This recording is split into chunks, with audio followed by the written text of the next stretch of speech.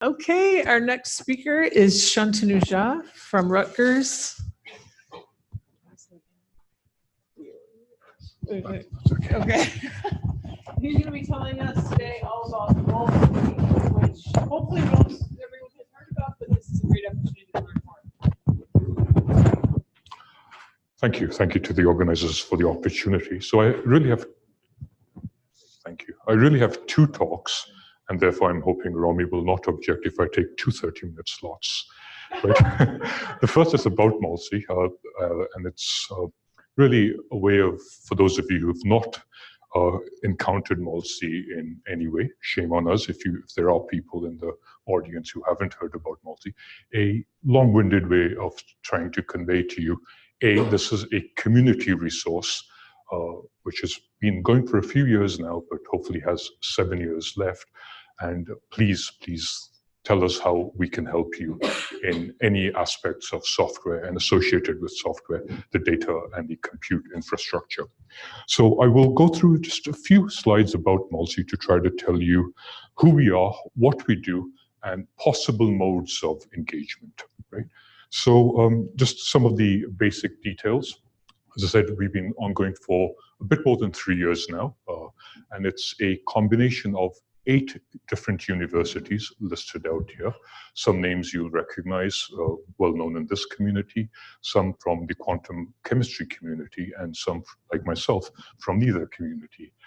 Just FYI, although I'm not from this community, I'm a faculty member in computer science and engineering, I did do a postdoc in a chemistry department, so hopefully I'm close to one of you. It's beginning with a fairly large budget, and this is for our 5 years, and so I'll try to show you how we're planning to use this money. And this is a cross-division effort at NSF. It is obviously run and coordinated by the Office of Cyber Infrastructure, but with significant support from chemistry, materials, and what is called OMI, multidisciplinary activities. And just to reiterate the message, this is not a chunk of change for us to do research, but it is importantly a resource to serve and enhance the software developments of the molecular science community as a whole. Okay, oops, sorry, wrong direction. So let me, as I said, just give you a quick overview of the structure and then some ways in which we have been engaging many people in the room, but how we engage what our operations are like. So this is a very busy chart, really giving the different components of MolSSI. So right here we have what is the real meat of the entire operation, about a dozen, actually 13 hopefully when we're fully staffed, possibly 14, software scientists. Note we call them software scientists, we do not call them developers, and we can talk about that later. And these software scientists are drawn from various disciplines, sub-disciplines of molecular science, quantum chemistry, some software engineers, some biomolecular simulations. And they have a set of, if you will, well-defined tasks, but a couple of them are worth pointing out. Obviously, developing software infrastructure frameworks to do everything that the community might want. But notice this, training, education, mission. This is a very important and a central aspect of MolSSI's mission. Obviously, we want to deliver good software, help the community deliver good software, but a primary modality of helping the community deliver good software is to raise the level of software engineering quality. And this is why we have a very aggressive, and I hope many of you have partaken or will partake in the training and education workshops, hackathons, boot camps, so on and so forth. And just to give you a sense, about 50% of the overall budget of the institute is devoted to these software scientists. One thing which is not on the slide, but I want to point out and emphasize is the projects that the software scientists work on are not just projects that we board members and PIs think would be good. The process is a very rigorous process. It stems from community activities like this, workshops which community members like you organize, obviously some intuition that we board members have, but also one-to-one conversation saying, these are my pain points. And the specific projects which a lot of their time spent on is not by any means a reflection of our biased perspective of what should be happening, but it is very much a community engagement process. And this is one thing that NSF holds our feet to the fire. Give us a trace of what you worked on and why. And I'm sure many of you have, again, helped influence many of these projects. And this is a way of saying, please continue to engage in that. Okay, the second part are the software fellows. I think I see at least 1 or 2 software fellows from MolSSI. So what are software fellows? So remember I mentioned the hope is to raise the level of software engineering that the molecular science community generates. We generate some software, but we want the community, if you think about sustainable software, we want the community to write good software. And so approximately every year at any given instant of time, we have somewhere between 12 to 16 PhD students, as well as postdocs supported by MolSSI, drawn from the community, from individual PI groups. I know there have been several from UCSD that are funded to work on specific projects in their PI's lab, but at the same time engage with these software scientists and are trained, go through fairly, I would say, rigorous training to write high quality code. And at any given instant of time, as I said, there are 10 to 14 at any given instant of time, and about 25% of our budget is spent on supporting their salaries, as well as the significant training activities associated with it. Okay, and then there are obviously the board of directors, a bunch of us, and we've kind of, sorry, one more thing I should say, the community. So who's our community? Obviously the community of PIs in molecular science, but there are other elements of the community, namely the DOE national labs, the NSF supercomputers, industry, and we have deep engagement with several industrial partners and industrial partnerships, and been glad to have partnerships with Julian and his projects that he mentioned earlier, right? So this is the community. These are all stakeholders. We engage with them. Our advisory board is comprised of members from all of these components, right? And these are, if you will, the 8 areas that the 8 board members take primary responsibility. We're a collective bunch. We take decisions collectively, but each one of us has a core, if you will, emphasis. And my emphasis is, sorry, the slides are not very clear, the software engineering aspects, so process frameworks, and obviously core infrastructure. Okay, so that's kind of just trying to give you an overview. And really the message, as I said, is a long-winded way of saying, please engage with us, please talk to us, please tell us what your pain points are and how we might help and be a community resource. Okay, now my second talk is more as a standalone academic, but trying to think very much about software and software sustainability for the past 20 years, but with one twist.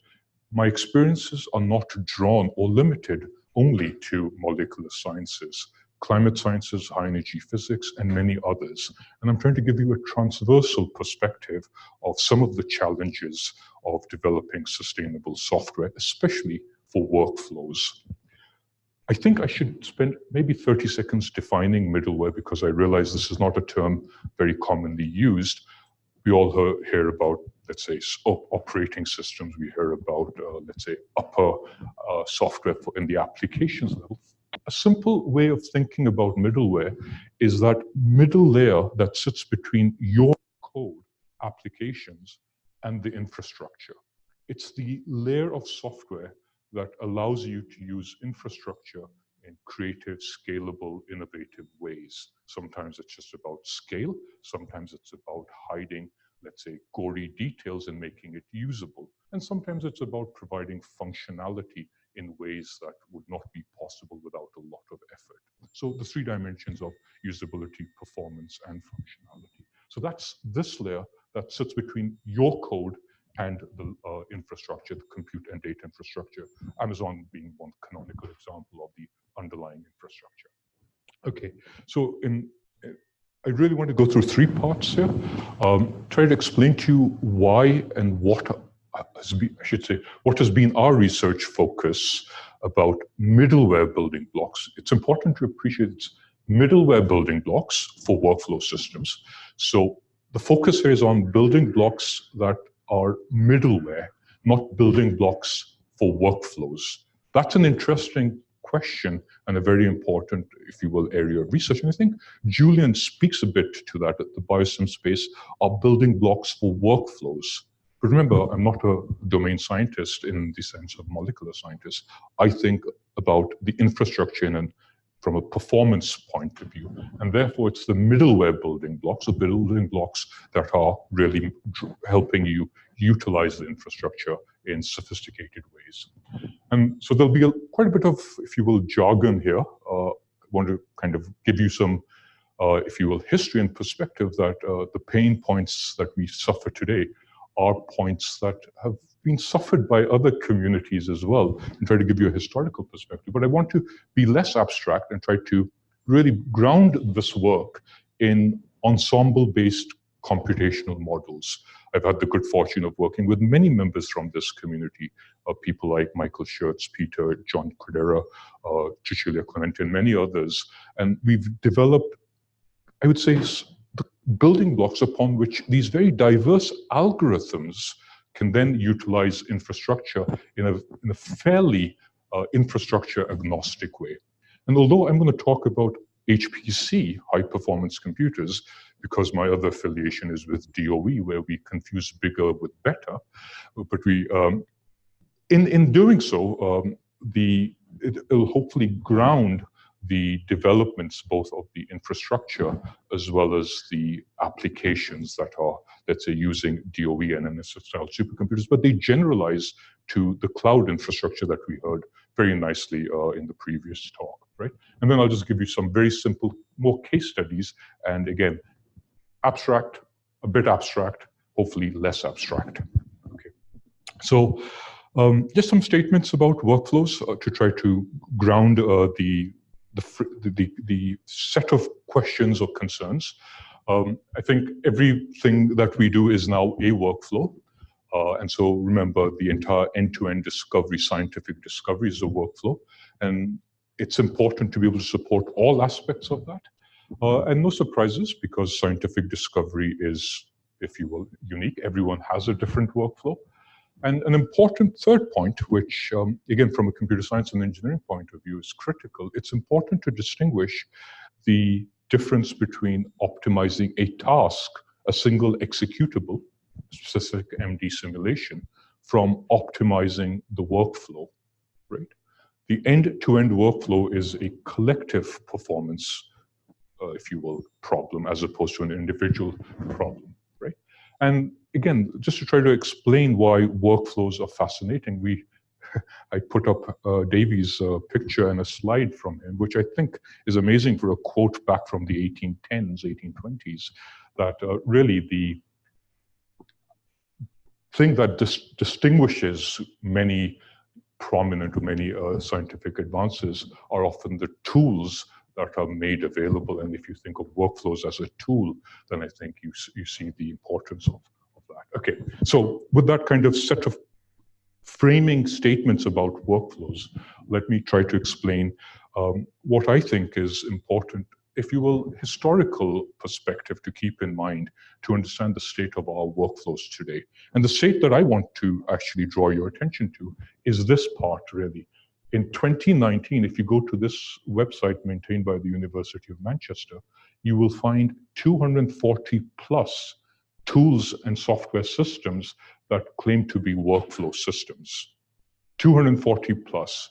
Now, if you did not have an expert next to you, the sheer act of determining which one of these to use is a nightmare, right? And so, in addition to the fact that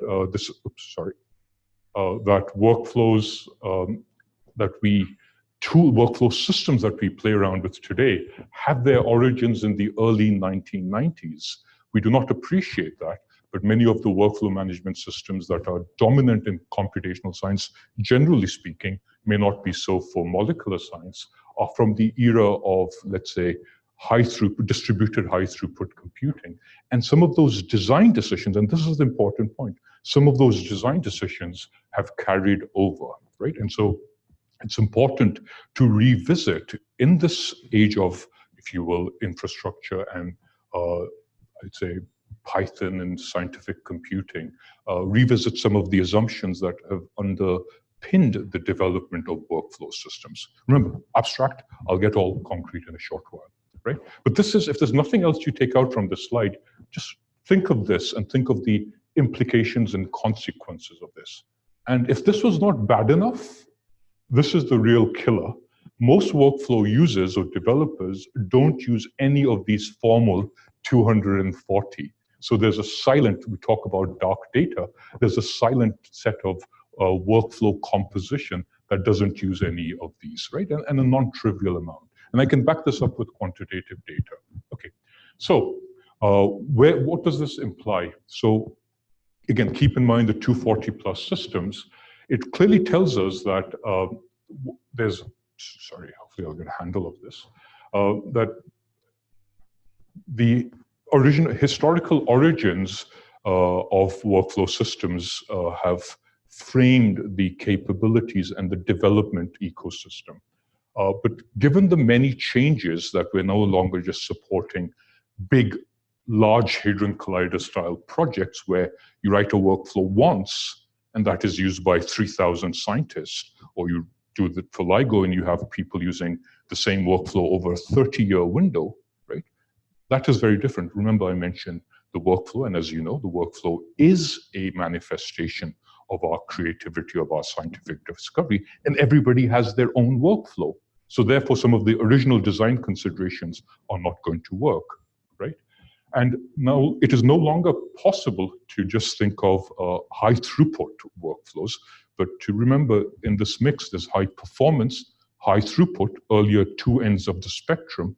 And really what we have is a mix of high throughput of high performance, or if you will, high performance tasks in a high throughput mode, right? And that's the kind of capabilities we need to expose upwards to applications without obviously exposing the users or the workflow developers to any of the infrastructural details. Remember the role of middleware, right?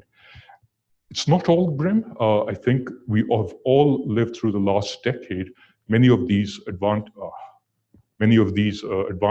that the Python ecosystem and the data analytics ecosystem has really grown. And I think it's fair to say that the Pythonic interface is becoming more and more standard for the user facing, if not the infrastructure facing. Okay, so I'll try to be a bit quick and try to just lay down the fact that if you take everything I've said and you synthesize all of this, this requires a fundamentally different approach to A, the development of workflows, systems, B, the infrastructure that workflow systems are using to interact with their infrastructure. Right? And so there's maybe one important point to highlight that has historically been disregarded. Our focus on empowering the workflow user has come at the expense of empowering the workflow system developer or workflow developer. And so I'm unpacking these two communities. Although I'm unpacking them, they are often the same. Often the workflow user is also the workflow system developer.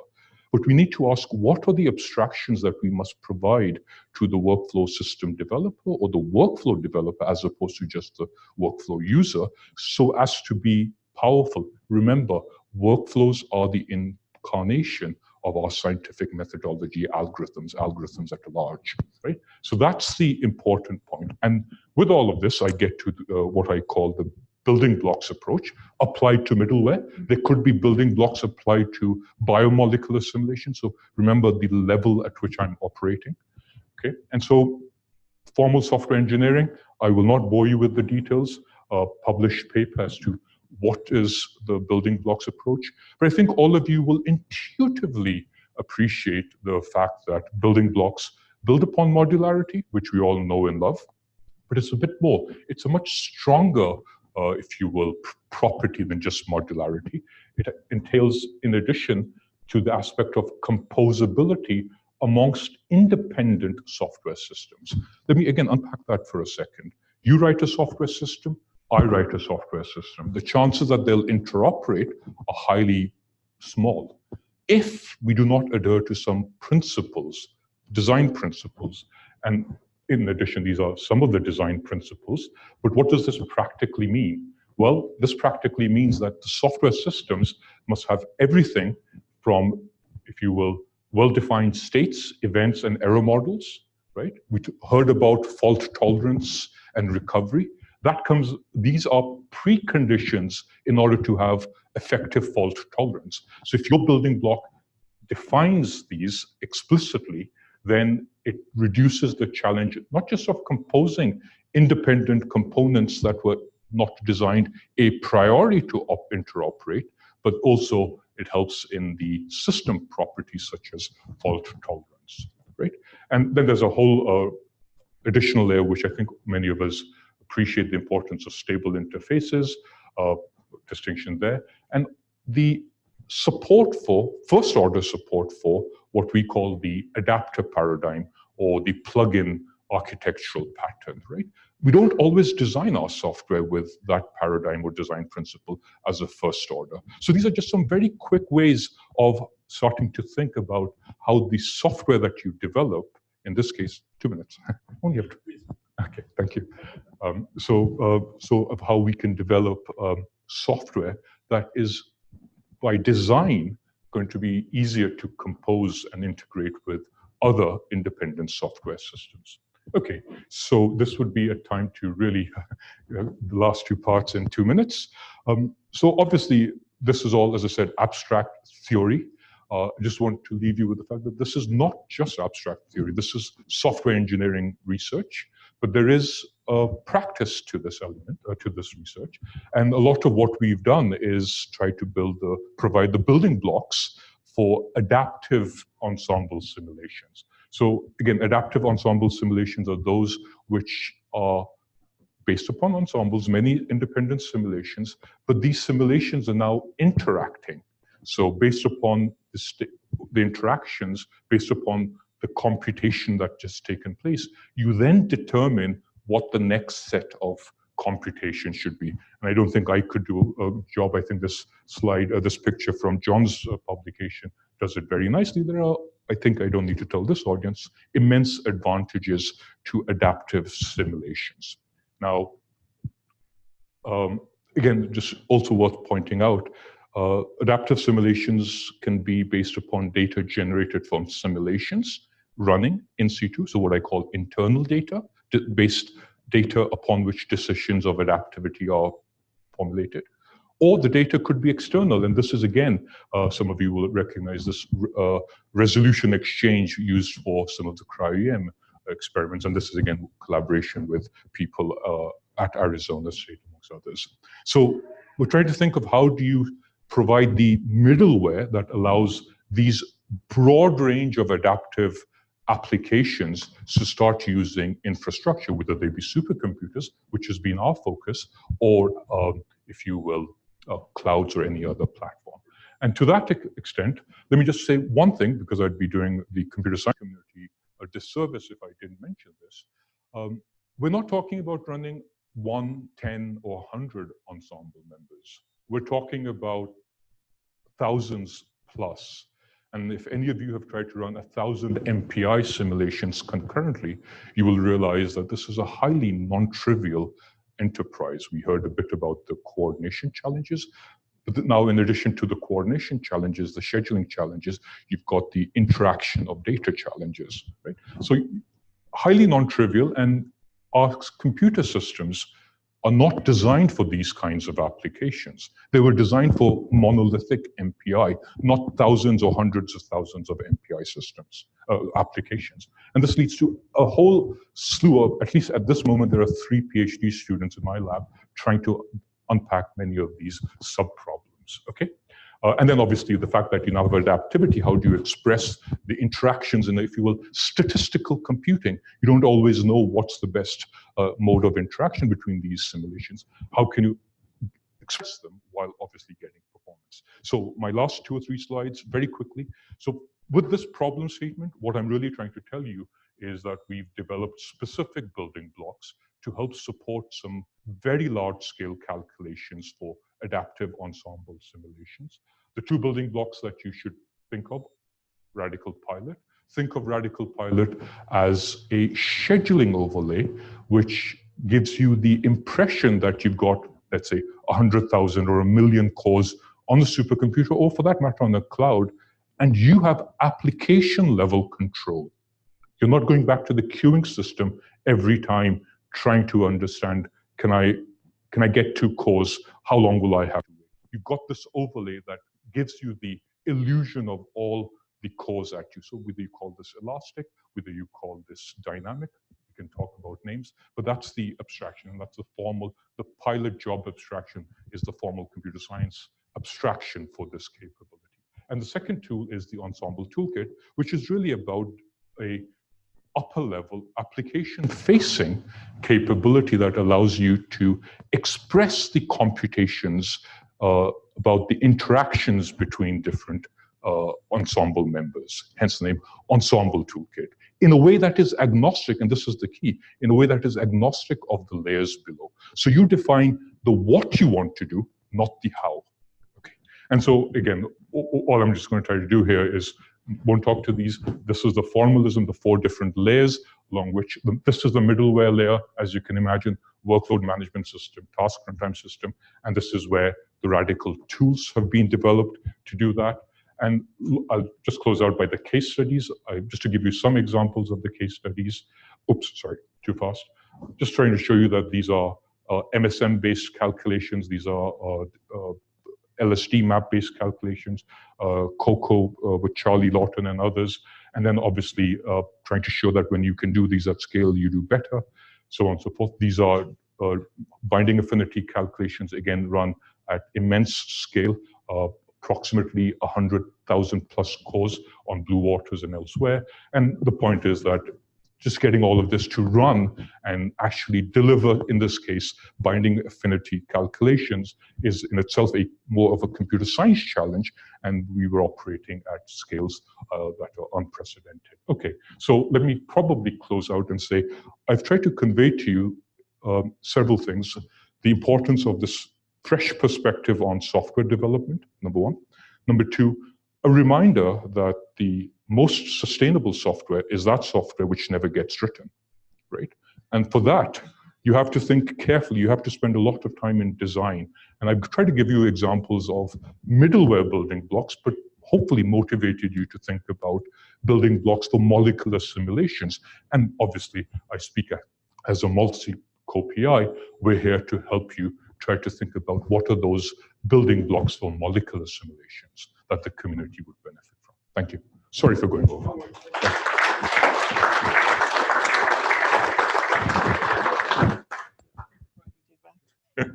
Maybe time for one question or so while we switch up speakers. There's one in the back.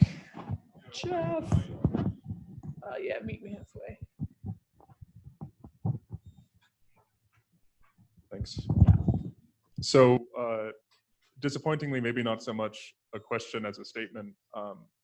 I finished up my PhD something like 1.5 years ago, and I had put in a lot of extra work to make my code distributable and put it out on pip, and there really were no guidelines on what was expected or how to do it right or how to do it in a way where people could still use it 1 year or 2 years later. And since then, I've come in contact with MolSSI and their efforts to educate people about sustainable software.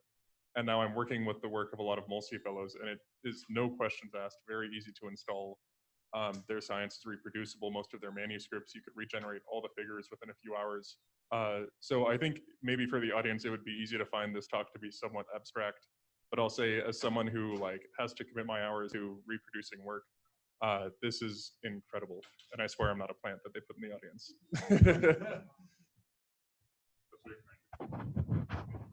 That's a good statement. Okay, thanks. That was great. We'll have plenty more time for discussion. Thank you, Shantanu.